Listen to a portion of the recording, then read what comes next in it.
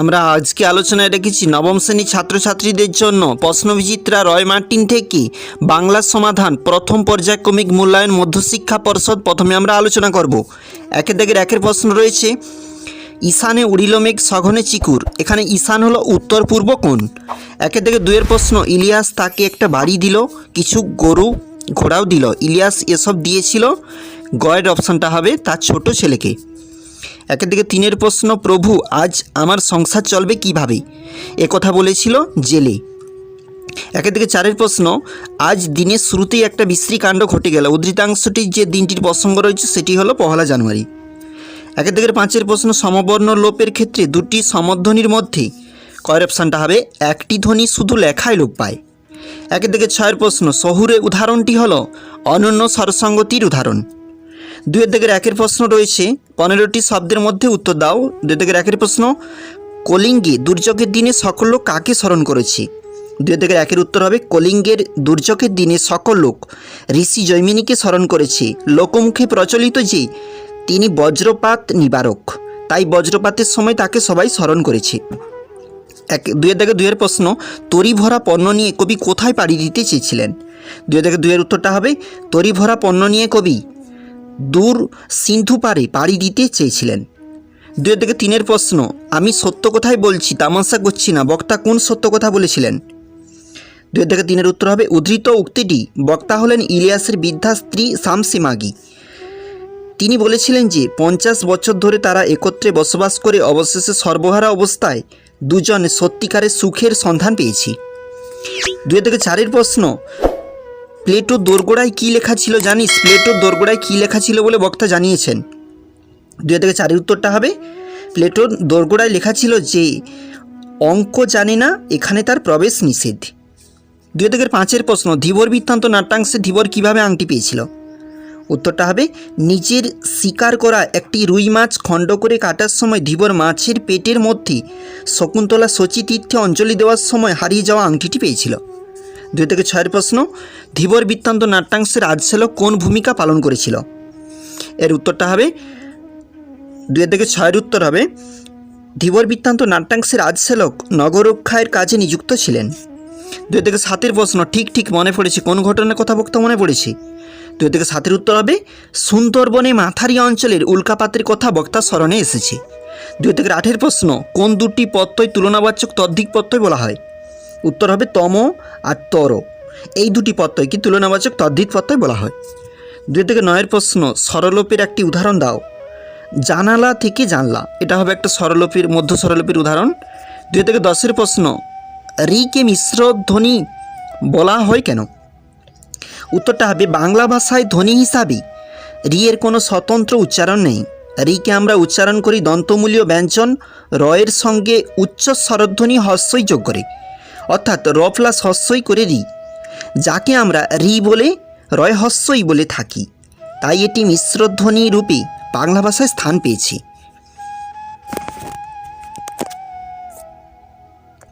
এরপর আমরা আলোচনা করব পরের স্কুলটা বাঁকুড়া জেলা স্কুল। 1 থেকে 1 প্রশ্ন, চলন্তিকা অভিধান গ্রন্থটি রচয়িতাকে? উত্তর হবে রাজশেখর বসু। পরের প্রশ্ন, দাম গল্পের পরিণতিটি আসলে কি? ওটা হবে মিলনান্তক। 1 থেকে 3 প্রশ্ন, পার্শ্বিক ব্যঞ্জন হলো? 1 থেকে 3 প্রশ্ন উত্তর হবে ল। 1 থেকে 4 প্রশ্ন, সংবৃত স্বরধ্বনি হলো? আমাদের 1 থেকে 4 অপশানটা হবে কোনোটি নয়। 1 থেকে 5, ধীবর বৃত্তান্ত নাট্যাংশে জানুক কে? 1 থেকে 5 উত্তর হবে একজন রক্ষী। 1 থেকে 6 প্রশ্ন, কলিঙ্গ দেশে ঝড় বৃষ্টি কতদিন চলেছিল? উত্তর হবে 7 দিন। 2 থেকে 1 প্রশ্ন, দ্বি ব্যঞ্জন ধ্বনি কী কী? উদাহরণ দাও। মহাপ্রাণ ব্যঞ্জন ধ্বনিকে বলা হয়ে থাকে দ্বি ব্যঞ্জন ধ্বনি। উদাহরণ ঘ, ছ, ঝ। 2 থেকে 2 প্রশ্ন, ভনিতা কাকে বলে? মধ্যযুগে রচিত দেবদেবীর মাহাত্ম্যমূলক কাহিনী কাব্যগুলির পদ শেষে কবি কর্তৃক নিজ নামের উল্লেখকে বলা হয় ভনিতা। 2 থেকে 3 প্রশ্ন, রাজসেলক কী হাতে রাজমহল থেকে বেরিয়ে এসেছিলেন? রাজসেলক দীর্ঘক্ষণ রাজমহলে অবস্থান করেছিলেন, তারপর যখন তিনি রাজমহল থেকে বের হয়ে এসেছিলেন তখন তার হাতে ছিল মহারাজের হুকুমনামা। পরের প্রশ্ন 2 থেকে 4 প্রশ্ন, আমার মনটাকে অদ্ভুতভাবে দুলিয়ে দিল। মন দুলে উঠেছিল কেন? এক অপরিচিত ও আশ্চর্য গলায় গল্পকথকের নাম ধরে কেউ ডাকলে তার মন দুলে উঠেছিল। 2-5 প্রশ্ন, কুমিজ কি? মূলত ঘটকি সংগৃহীত দুধ থেকে তৈরি এক ধরনের সুস্বাদু পানীয় হলো কুমিজ। 2-6 প্রশ্ন, নোঙ্গর কবিতায় নৌকা ও নোঙ্গর কিসের প্রতীক? নোঙ্গর কবিতায় নৌকা হলো মানব জীবনের ও নোঙ্গর হলো গণ্ডিবদ্ধ জীবনের আবদ্ধতার প্রতীক। 2-7 প্রশ্ন, প্রফেসর শঙ্কু প্রহ্লাদকে কীভাবে শিক্ষা দিয়েছিলেন প্রফেসর শঙ্কু? 2-7 উত্তর হবে প্রফেসর শঙ্কু নিজের স্নাপগান দিয়ে প্রহ্লাদকে নস্যি ছুঁড়ে মেরেছিলেন। রাত্রি 11টাতেও তার হাঁচি থামেনি ও 33 ঘন্টার আগে সেই হাঁচি থামা সম্ভব ছিল না। এভাবে শঙ্কু প্রহ্লাদকে শিক্ষা দিয়েছিলেন।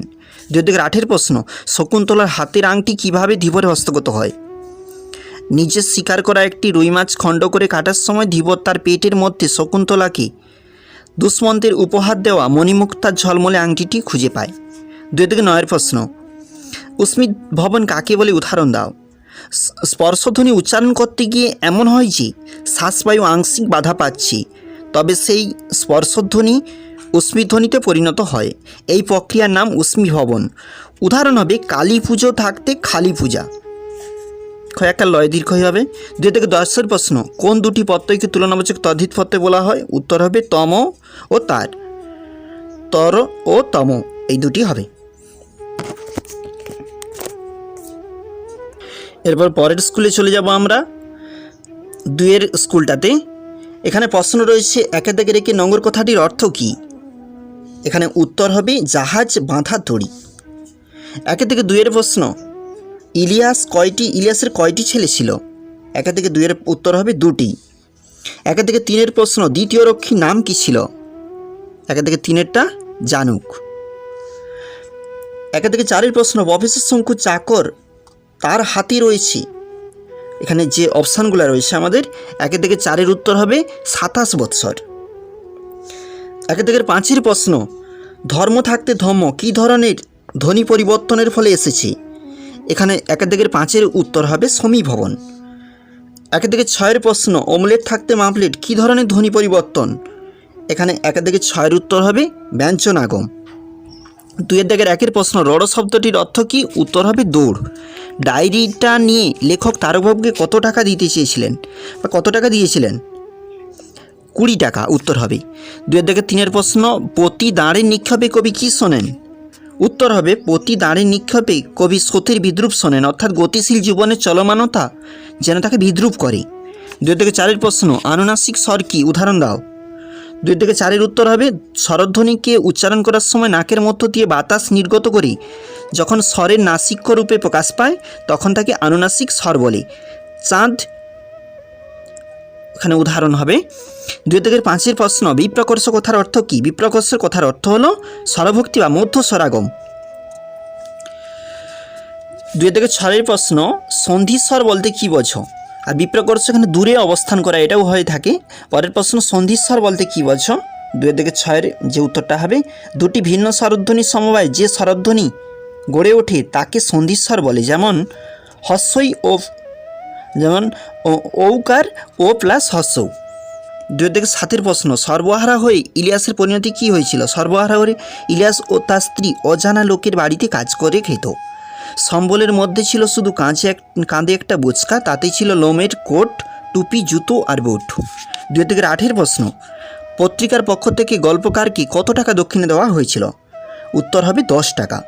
2-9 প্রশ্ন, ধীবরের গা থেকে কিসের গন্ধ পাওয়া যাচ্ছিল? কাঁচা মাংসের গন্ধ। 2-10 প্রশ্ন, ধীবর বৃত্তান্ত যেন শুল থেকে নামিয়ে একেবারে হাতির পিঠে চড়িয়ে দেওয়া হলো, কে কাজ সম্পর্কে কথা বলেছে? উত্তর হবে ধীবর বৃত্তান্ত নাট্যাংশে প্রথম রক্ষী সূচক ধীবরের সম্পর্কে কথা বলেছে। রাজা ধীবরকে শাস্তি না দিয়ে আংটি সমান পারিতোষক পাঠালে সূচক এই মন্তব্য করেছিল। আমরা পরের স্কুলে চলে যাব। পরে আমাদের স্কুল রয়েছে যে স্কুলটা বেলদা স্কুল, 3 স্কুলটাতে চলে যাব। 1-1 প্রশ্ন, কলিঙ্গ দেশে ঝড় বৃষ্টি কাব্যাংশটি যে কাব্যের অন্তর্গত চণ্ডীমঙ্গল। 1-2 যে উত্তরটা হবে সঠিক উত্তর হবে কিরবিজরা ইলিয়াসের ভালো ঘোড়াগুলিকে চুরি করেছিল। 1-2 প্রশ্ন, 3-3 প্রফেসর শঙ্কু ডায়েরিটা কে খেয়েছিল? ডেও ফিমড়েতে। 1-4 প্রশ্ন, শকুন্তলার পালক পিতার নাম কি? মহর্ষি কর্ণ। এক থেকে 5 নিয়ম বহির্ভূত স্বরসন্ধিকে কী বলে? নিপাতনে সিদ্ধ স্বরসন্ধি। 1 থেকে 6 প্রশ্ন, বাংলা ভাষায় ধ্বনি পরিবর্তনের সূত্রগুলি প্রধানত কয়টি? উত্তর হবে 3টি ধারায় বিভক্ত। 4টি হবে, 4টি ধারায় বিভক্ত। 2 থেকে 1 প্রশ্ন, চণ্ডীর আদেশে নদ নদীগণ কী করে?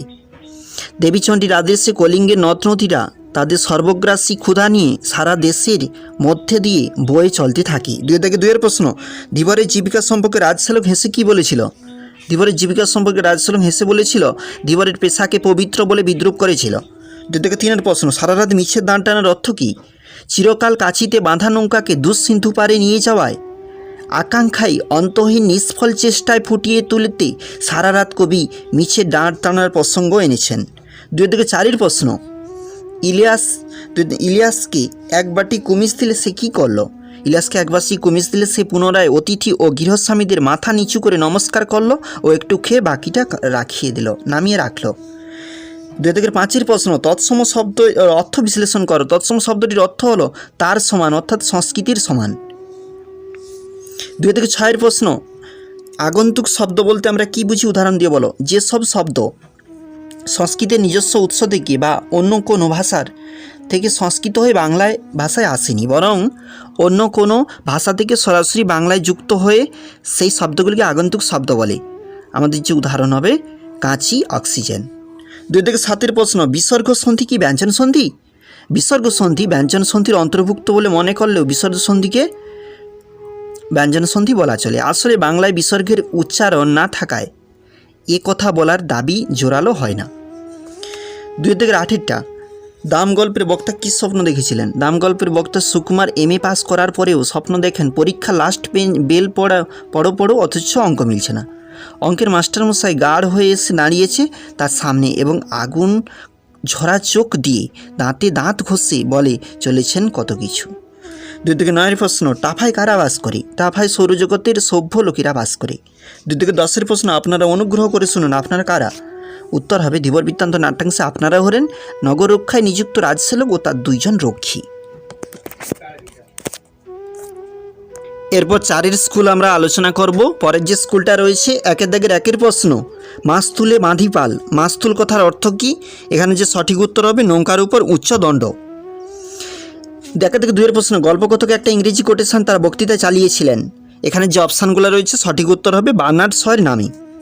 1 থেকে 3 2 রক্ষীর নাম ছিল জানুক সূচক। 1 থেকে 4 প্রশ্ন, সত্যি ঘটনা কাগজে বেরিয়েছিল, ঘটনাটি হচ্ছে সুন্দরবনে উল্কাপাত। 1 থেকে 5 প্রশ্ন, অধীশ্বর শব্দটিকে বিচ্ছিন্ন করলে আমরা পাই অধীজ প্লাস ঈশ্বর। 1 থেকে 6 প্রশ্ন, পরা এ দুটি হলো সংস্কৃত উপসর্গ, সঠিক উত্তর হবে। 2 থেকে 1 প্রশ্ন, বাস্কির কারা? লিও তলস্তয় রচিত ইলিয়াস গল্পে রাশিয়ার এক বিশেষ সম্প্রদায়ের বাস্কির বলা নামে পরিচিত ছিল। এই সম্প্রদায়ের মানুষের জীবিকা ছিল পশুপালন ও চাষবাস করে খেত। 2 থেকে 2 প্রশ্ন, ছাত্ররা কাঁদলে কী করতেন মাস্টারমশাই? ছাত্রদের চোখ দিয়ে 1 ফোঁটা জল পড়লে ক্লাস ফাটিয়ে হুঙ্কার ছেড়ে মাস্টারমশাই বলতেন, পুরুষ মানুষ হয়ে অঙ্ক পারিসনি, এখনই পা ধরে স্কুলের পুকুরে ছুঁড়ে ফেলে দেব। 2 থেকে 3 প্রশ্ন, ধীবর বৃত্তান্ত নাট্যাংশটি তর্জমা কে করেছেন? আমাদের সঠিক উত্তর হবে এখানে সত্যনারায়ণ চক্রবর্তী। 2 থেকে 4 প্রশ্ন, বীর হনুমান কার আদেশ পান? উত্তর হবে দেবী চণ্ডীর আদেশ পান। 2 থেকে 5 প্রশ্ন, টাফায় মানুষের দেখতে কেমন? উত্তর হবে টাফার মানুষের দেখতে অতিকায় পিঁপড়ের মতো। 2 থেকে 6 প্রশ্ন, বাণিজ্য তরী কী? 2 থেকে 6 উত্তর হবে ব্যবসা বা বাণিজ্য করার পণ্যদ্রব্য বা পসরবাহী নৌকার বাণিজ্য তরী নামে পরিচিত। কবি অজিত দত্তের নগর কবিতা অনুসারে বাণিজ্য তরী হলো মানব জীবনের প্রতীক। 2 থেকে 7 প্রশ্ন, ধীবরকে ছেড়ে দেওয়ার নির্দেশ শুনি দ্বিতীয় রক্ষীর আচরণ কেমন ছিল? 2 থেকে 7 উত্তর হবে ধীবরকে ছেড়ে দেওয়ার নির্দেশ শুনে দ্বিতীয় রক্ষী জানুক বলেছিল এই জেলে জমের বাড়ি গিয়ে আবার ফিরে এলো। 2 থেকে 8 প্রশ্ন, সমাক্ষর লোপকে উদাহরণ দাও। সমাক্ষর লোপ শব্দের পাশাপাশি অবস্থিত 2টি সমধ্বনি বা সমবর্ণের একটি যখন লোপ পায় তখন তাকে সমাক্ষর লোপ বলে। যেমন বড়দাদা থাকতে বড়দা। 2 থেকে 9 প্রশ্নটা পরে হচ্ছে। আচ্ছা, 2 থেকে 10 প্রশ্ন, কোন কারকে অনুসর্গের ব্যবহার নেই? অর্মকারকে অনুসর্গের ব্যবহার নেই।